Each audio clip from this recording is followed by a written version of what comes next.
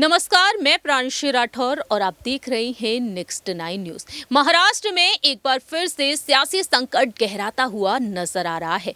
राज्य में एकनाथ शिंदे और देवेंद्र फडणवीस की सरकार को सत्ता में आए हुए 4 महीने से ज्यादा का समय हो चुका है, लेकिन अब दावा किया जा रहा है कि कहीं ना कहीं इन दोनों ही गुटों में रार पड़ती हुई देखी जा रही है। लेकिन इसी बीच देखा जाए तो यहाँ पर महाराष्ट्र में राजनीतिक तापमान और भी ज्यादा गर्म होता हुआ नजर आया है। जब से छत्रपति शिवाजी महाराज जी से तुलना की गई है सीएम एकनाथ शिंदे की, तब से यहाँ पर सियासत काफी तेज हो चुकी है और एक एक करके यहाँ पर तमाम नेता हैं जो बयानबाजी करते हुए दिखाई दे रहे हैं। लेकिन इसी बीच यहाँ पर शिवसेना के प्रमुख उद्धव ठाकरे ने भी तमाम बड़े ऐलान कर दिए हैं। उद्धव ठाकरे ने अब यहाँ पर आने वाले विधानसभा चुनाव को लेकर चुनौती दे दी है भारतीय जनता पार्टी और शिंदे गुट को। जी हाँ, शिंदे गुट जिसने दावा किया कि आने वाले जितने भी चुनाव होंगे उनमें वह जीत हासिल करेंगे और आने वाले विधानसभा चुनाव को लेकर भी उन्होंने दावा किया कि आने वाले समय में उनकी ही सरकार सत्ता में होगी।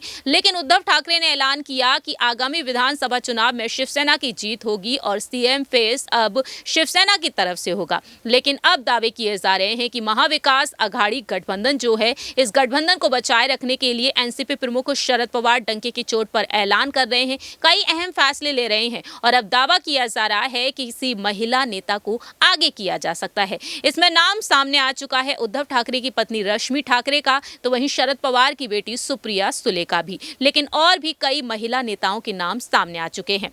और इसी बीच यहाँ पर जिस तरीके से सीएम एकनाथ शिंदे की तुलना कर डाली है छत्रपति शिवाजी महाराज से, जिसको लेकर भी सियासत तेज हो चुकी है। मालूम हो कि हाल ही में छत्रपति शिवाजी महाराज और सीएम एकनाथ शिंदे की तुलना से महाराष्ट्र सरकार में पर्यटन मंत्री मंगल प्रभात लोढ़ा ने की है। मंगल प्रभात लोढ़ा ने कहा कि एकनाथ शिंदे का उद्धव कैंप से अपने समर्थकों के साथ निकलकर बाहर आना ठीक वैसा ही है जैसे शिवाजी महाराज मुगल शासक और औरंगजेब को आगरा किले में चकमा देकर शिकंजे से आजाद हुए थे। और इस तरह से यहाँ पर इस बयान को लेकर अब सियासत तेज हो चुकी है। लेकिन इसी बीच यहाँ पर यह भी देखने को मिल रहा है कि एकनाथ शिंदे की तुलना यहाँ पर छत्रपति शिवाजी महाराज से की गई, तो वहीं शरद पवार से लेकर राज ठाकरे तक आगे आए, बयानबाजी करते हुए देखे गए, अपनी सलाह देते हुए नजर आए हैं। लेकिन यहाँ पर दावे किए गए हैं बागी विधायकों को लेकर भी। दूसरे मंत्रिमंडल का गठन अब तक नहीं हुआ है। अजीत पवार ने दावा किया ये सरकार 6 महीने में गिर जाएगी अगर यहाँ पर दूसरे मंत्रिमंडल का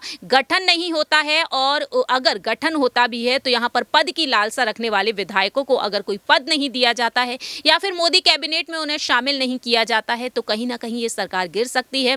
वहीं 16 विधायकों की अयोग्यता पर फैसला आना भी अभी बाकी है। सुप्रीम कोर्ट में अब तक ये मामला लंबित है और ऐसे में यह सरकार गिर सकती है। लेकिन इसी बीच यहाँ पर दावे ये भी किए गए हैं उद्धव गुट की तरफ से कि कुछ ऐसे यहाँ पर बागी विधायक हैं जो उनके संपर्क में बने हुए हैं। सुषमा अंधारे ने दावा किया कि शिंदे गुट के कई ऐसे विधायक हैं जो उनके संपर्क में हैं और कहीं ना कहीं मातोश्री में वह वापसी कर सकते हैं। और इसी वजह से कहीं ना कहीं शरद पवार से यहाँ पर बागी विधायकों की मुलाकात भी हो सकती है, क्योंकि शरद पवार हमेशा से ही शिवसेना के साथ देखे गए हैं। वह शिवसेना का हाथ छोड़ना नहीं चाहते हैं, उद्धव ठाकरे का हाथ वह बिल्कुल भी नहीं छोड़ना चाहते हैं। और कहीं ना कहीं शरद पवार को अब बारामती हाथ से ना निकल जाए इसका भी डर सताया हुआ है, क्योंकि बारामती को अब यहां पर मिशन बना लिया है भारतीय जनता पार्टी ने और पूरी की पूरी सीटों पर जीत हासिल करने के लिए भारतीय जनता पार्टी इस वक्त आगे है। देखना दिलचस्प होगा कि आखिरकार शरद पवार का क्या कुछ फैसला हो सकता है बागी विधायकों के लिए,